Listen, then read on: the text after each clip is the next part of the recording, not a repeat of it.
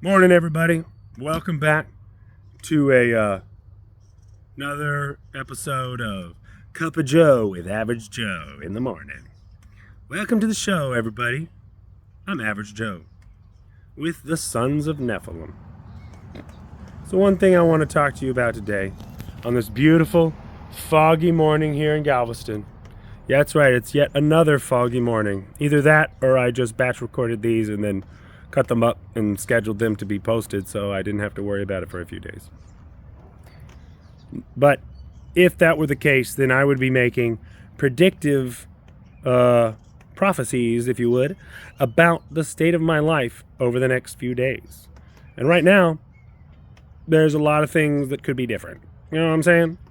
And so I'll let you know. I'll let you know when I do my next batch of Cup of Joe shows with Joe in the morning. If I was right. And if not, that's fine. But I think I'm going to be right. So here's the deal. I want to lay out a little bit of the lore around the Garbage Man song, okay? So we're working with multiple timelines here. Multiple timelines, multiple dimensions, parallel realities, universes. I'm going to be using those terms interchangeably for a while until it becomes clear what those different terms mean, and then we can make those distinctions. But for now, just think of them as all being the same. They're just different variations, kind of representative of the different life choices the different directions our life would go, right? And we're all trying to up level to the highest timeline, but that's all subjective. So you really have to define success for yourself rather than by what other people think success looks like. So,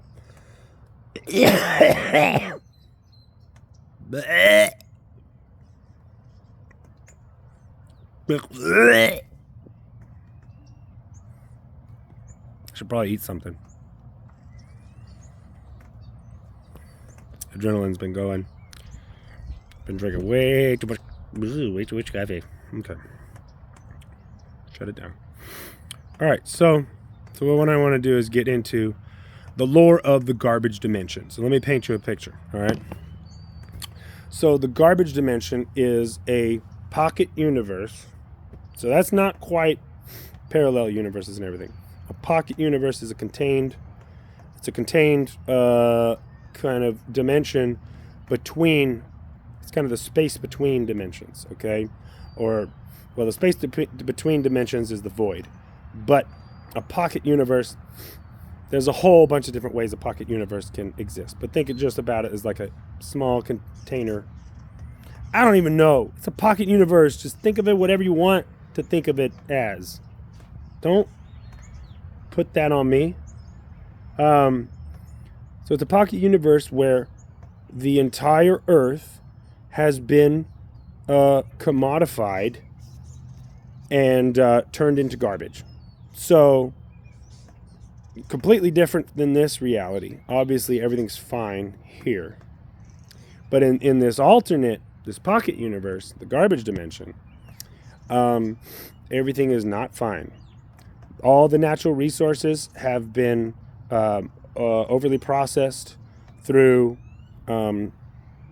capitalist consumer systems and turned into cheap quality fancy crap through the philosophy of planned obsolescence, which means things break down quickly so that you have to buy a new one. And so that accumulates garbage. We're talking about Idiocracy, Wall-E style situation here, okay? On top of it, we have at least a couple different races of aliens in orbit around the Earth. It's like the Battle of the Gods from ancient times, right? So they're duking it out up there. They're shooting lasers and whatever, blowing each other up. And all that space debris is raining down more garbage, more more stuff just raining down on the already garbage world. So, I mean, like, what? Can't make it that much worse, right? But they're battling over dominion over this garbage world. It's like, why would you want it? You know? But whatever, they're aliens. And so the survivors in the garbage dimension, there's a couple different main groups. There's the mutant garbage people who have, you know, all the trash that we have. They find the little stuff that they're obsessed with. It's not even of value. You know, it could be repurposed into something, reclaimed into you know, rebuilding society, but they just hold on to it. Like, you know, it's like bottom level corruption, like scarcity mindset, because they've, you know, they're actually living in a freaking apocalypse, so it's understandable, but they just hold on to it so much that it actually ends up merging with them through the means of a sentient fungus. So we'll dive into that more later, but essentially it's a, you know, sentient fungus. So it has, you know, some capabilities of self-awareness, potential of self-awareness, but it's just self-perpetuating, and it you know, needs like a human or living host to operate, but then it combines the living host with, you know, material, with like whatever material is around it. So in this case, it's garbage. So you have these mutant garbage people. They have like, a lot of them have like TV heads and stuff because there's just so many TVs in the garbage. And so TV head, you know, some of them even they've managed to get power connected to that. And so they put stuff, you know, there's stuff, they're able to watch TV and stuff at least, you know, but one of them has to put it on their face for the other mutant garbage people to watch it. But not all of them have TV heads. Maybe the TV head ones are the leaders. I don't know. I haven't decided yet, or I haven't gotten word. So the other main group of survivors are just like real people who have realized that, you know, connecting with humanity and community is the most important thing. And so they live underground, you know, hiding out from all the debris raining down. They come out and salvage the alien debris and stuff. So they have some like high-tech stuff, but then they're also like living in garbage. So they have a bunch of high-tech, you know, cool sci-fi weapons and all stuff to like fight the mutant garbage people, because they do get violent. And they try, the survivors, good survivors, I don't know what we'll call them. If y'all have any good suggestions for what to call the human survivors versus the mutant garbage people, we can come up with another name for them, but that's pretty straightforward. So so what we have with the so what we have is the good survivors. Good, you know, at least they have human connection and community, though the mutant garbage people do exist in, you know, tribe-like hordes, almost like zombie hordes. So they do band together, but they're just banding together against the other survivors, the underground, the groundlings, the undergrounders. And so the only reason the mutant garbage people are banding together is because they hate, you know, the fact that the human garbage people, you know, they're like, they think they're better than us because they're not, you know, amalgamated with all their garbage that they're holding on to, that they learned how to like repurpose it and reclaim it to actually, you know, do something decent with all this garbage.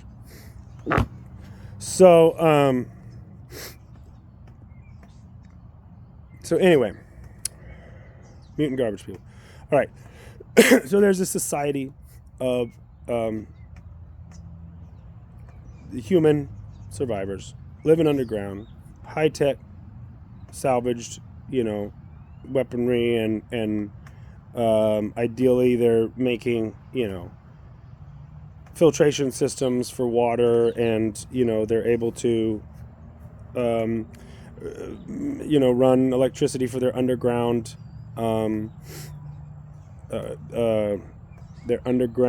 greenhouses and stuff. So they're getting back to nature a little bit, because they're underground enough that they actually have contact with the soil, because there's so much garbage piled on top of the earth that on the surface level you can't even touch grass, you can't even touch dirt. There's no more grass, but you can't even touch dirt. So underground you at least have access to dirt, and you can grow some stuff, but you're using fake sunlight, because probably all the toxic fumes from the factories that made all the fancy crap that turned into garbage, it probably like blocked out the sun, like the Matrix or something. So you got these garbage people living on the surface, you got the human people living underground, and there's a big bad. Okay, of course there's a big bad. The big bad is the giant mutant garbage person.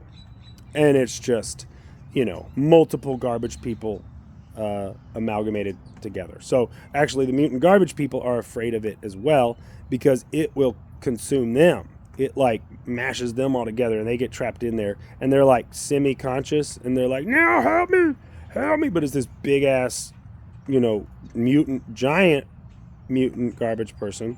It's a combination of all these other ones that, they have no free will anymore.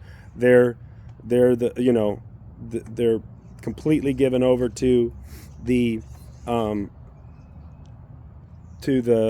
sentient fungus, which the sentient fungus is just an organism. It's just trying to survive. It doesn't necessarily recognize what it's doing, that it's necessarily bad, because it's trying to restart the fungus. What the fungus is trying to do is restart the earth. It's like, well, everything has to, we gotta bring everything together. The fungus has to take over and disintegrate everything, because over time the fungus it's eating the people and the garbage. It just takes a long time. So we're talking about the fungus has a timeline of like a millennia, but it's like, okay, well, by the time we reset the earth, the fungus is like, by the time we reset the earth, the aliens will have killed themselves, they'll be out of here, they'll be done fighting, and things will have calmed down, and we can reset the earth. And so the sentient fungus are a variant or a descendant of Reduviasporinites. So look up Reduviasporinites. Apparently that was like the fungus that covered the earth after one of the extinction events. I can't remember. Anyway, who cares? It makes a good story. So the Reduviasporinites, which is the sentient fungus, it's trying to reset the earth. Now, the mutant garbage people don't want that, even though they're being slowly consumed by it. They're like, well, this is all we know, so we don't want that. We're scared of giving into that side of it. But we also can't, join the human people, because we're so mad at them. So they're stuck in the middle. They're actually the worse off, because at least the human people have, community, right? True human connection. Where the mutant garbage people, they have all this garbage barriers between each other, that they don't even really like each other. The only reason they're bonding together is tribalism against the human survivors. So the human survivors are getting attacked from the mutant garbage people. And so the humans are just trying to defend themselves, and they're trying not to harm the mutant garbage people more than they have to. But then the giant mutant garbage person, I don't know what, we got to come up with the behemoth. We'll call it the behemoth. So the behemoth, or Marduk or something. Was it Marlock? Murdoch's? No, that's Story in Galveston. Moloch the behemoth. Okay, so that's the giant mutant garbage person, is Moloch the behemoth. So Moloch, if only the mutant garbage people and the human survivors could band together, well, then they'd probably be fine. They'd probably, figure out a way to, get all the garbage off the people and, clean off the Reduviasporinites and heal them up, and they could all be human survivors together. But maybe the human people need to disguise themselves as mutant garbage people, send a couple like spies to infiltrate the human garbage or the mutant garbage people community, and then slowly show them that they're all the same. Anyway, who knows? We'll see. So, got this whole situation, right? Enter the Sons of Nephilim. All right? So the Sons of Nephilim crash land on the planet. They have a spaceship that they stole from the mad scientist. It's a whole thing. So they crash land on the planet in the garbage dimension. Who knows how they got there? We'll figure that out later. And so they exit the ship and almost immediately start getting attacked by the mutant garbage people. So they use their powers, which we'll go over in a little bit. They use their powers to, start just laying waste to these mutant garbage people. They're like obliterating them, okay? Just like not emaciating them, but just like disintegrating them, blowing them to bits, okay? Well, then, after the carnage is over, they examine the remains, and they're like, wait, there's human remains in here. They're like, guys, there's human beings trapped inside those mutant garbage people. They're like, we can't be killing them, right? Like, we can't just be killing them willy-nilly. We got to see if there's another solution. And so they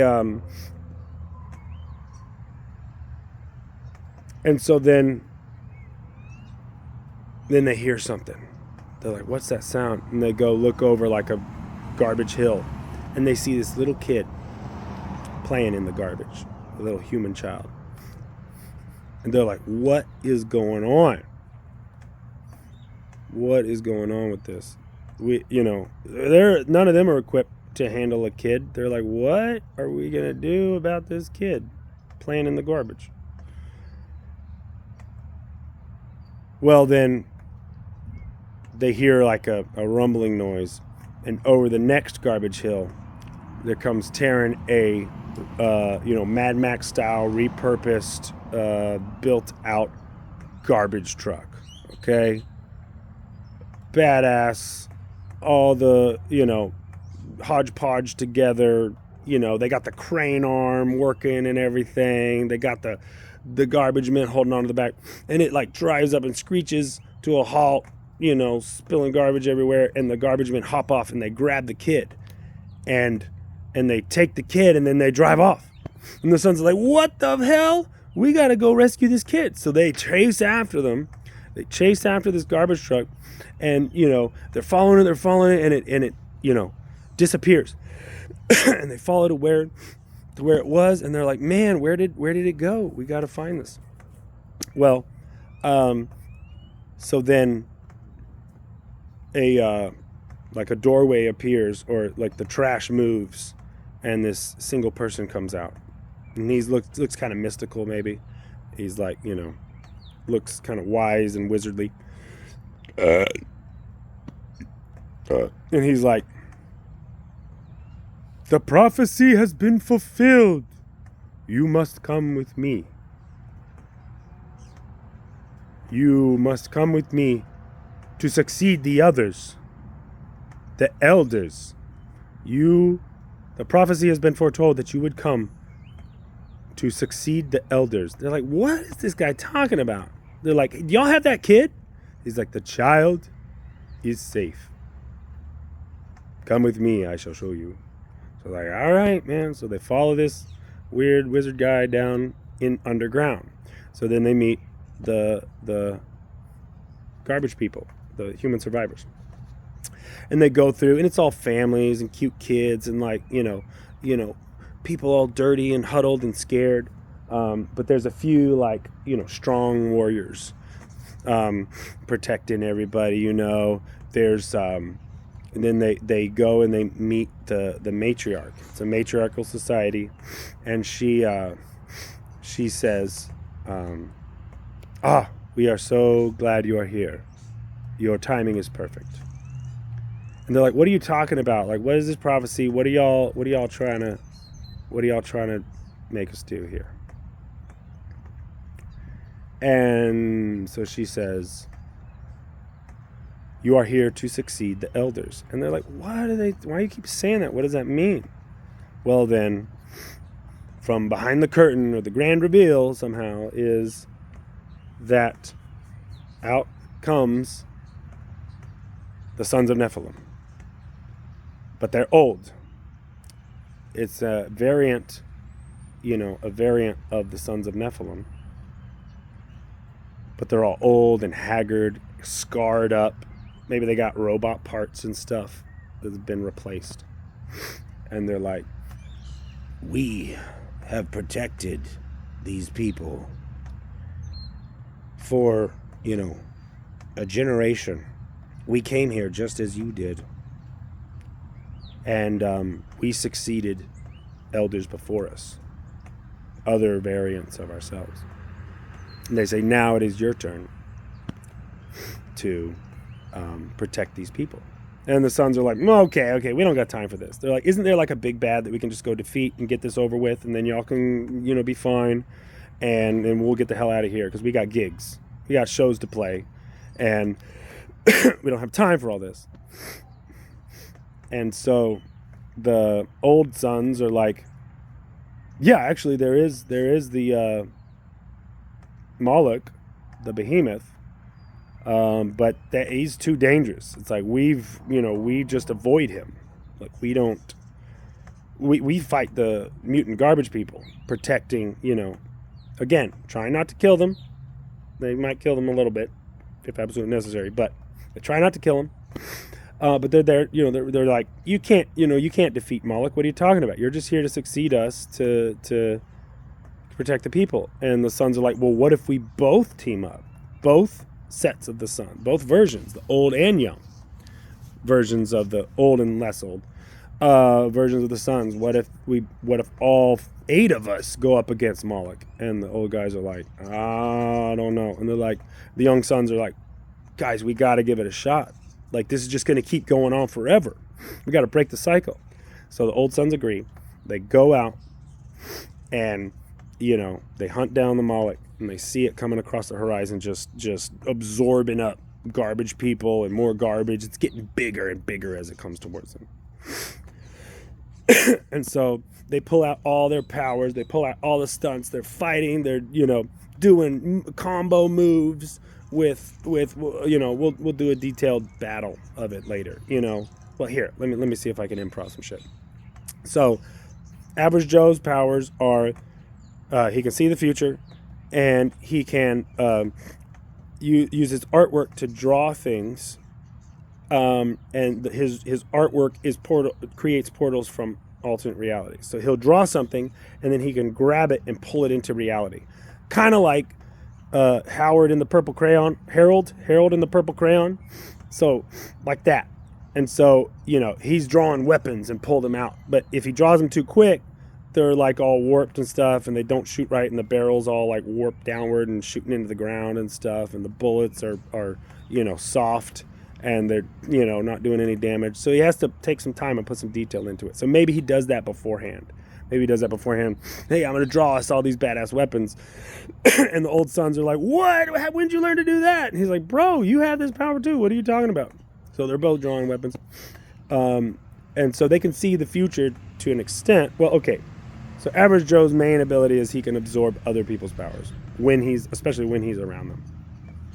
And so seeing the future timelines, Average Joe can see a few. He can see like a few future timelines. The Overthinker, Jake the Quake, our drummer, can see all of them.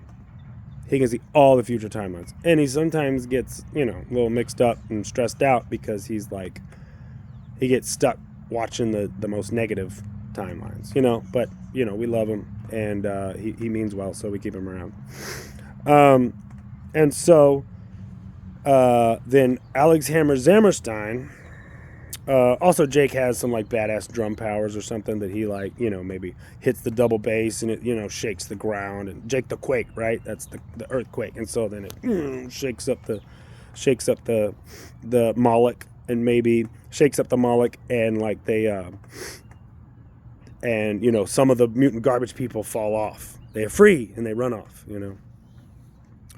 And so Average Joe's drawing the weapons. He's, using his voice powers, like singing, and those frequencies are, are knocking off mutant garbage people. So the Moloch's getting smaller, right? Alex Hammer Zammerstein, he's the Shogun of Shred, all right? He has, can shoot lightning out of his guitar, of course. But the main thing is he rips portals open, rips riffs with his riffs. So he rips rifts with his riffs. I know. And so he opens portals to other dimensions. So maybe he's, opening portals to, I don't know. He's opening portals and calling in like, backup. Maybe he's calling in, some zombies or some robots or whatever. And they're, charging the Moloch, and they just get wiped out, And so we're like, Alex, we need a solo. And so he's like, and his wings sprout out, and he starts flying. He's shooting lightning at the Moloch, and it's like zapping it, and it's almost defeated. And then we're like, Garrett, we got to go for a bass solo now. We got to get the bass solo too. So we had the drum solo, we got the guitar solo. Now we need a bass solo. Well, so Gerhardt Predelicious, or Predemus, I don't know. His name varies depending on the variant. But Pretty Boy, we call him. He has powers. What are his powers? Okay, he's got like super bass, powers. The bass frequencies are getting out there, and that's partnering with the Jake the Quake. It's a similar power, and it can shake the foundation of the Moloch, right? And so then it's starting to crumble apart. And so the old sons, they're just not up to snuff. They bail. They try a little bit, but then they see what the young sons are doing, and they're like, we can't even do any of that shit. We didn't even know that that we had those powers. So they get scared and they bail. So it's just the young sons against the Moloch, and they don't know if they can defeat it. And so, Pretty Boy also has the power of time travel. So he'll, but under stress, it can only, anyway, he's still learning. He's young. He's still learning to control his powers. So he, actually he's old because he's a vegan vampire. He's a space elf turned vegan vampire. So he's actually really old, but he had like, his memory wiped. And so, he's like starting over. So he feels young, and he can't remember how any, the powers are, a mixture of come from his elf side and vampire side combining. And so he's, still getting used to him. But he can time travel, so he can take them back. If they like, make a mistake, the Moloch kicks their butts a little bit. He's like, okay, well, we time travel back, 2 minutes ago, and we can, like Control Z, undo that shit. And so then they're but they're all kind of fighting separately, and they're like, guys, we got to come together, and we just got to play. We just got to play a song. We got to play a song. And they play The Garbage Man. And them coming together and playing the song. And of course, like maybe the culmination is the lead. The lead, all the powers combine. The Moloch's falling apart. And the lead shoots beeline for his chest and blows him apart. And, you know, all the mutant garbage people escape and they run off. And what's left is one human being lying down with all their garbage all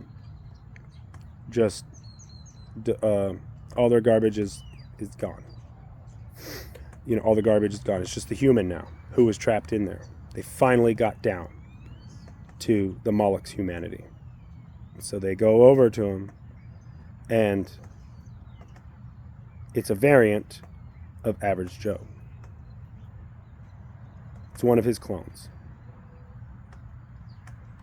And they're like, oh my God, what a huge reveal. Spoilers!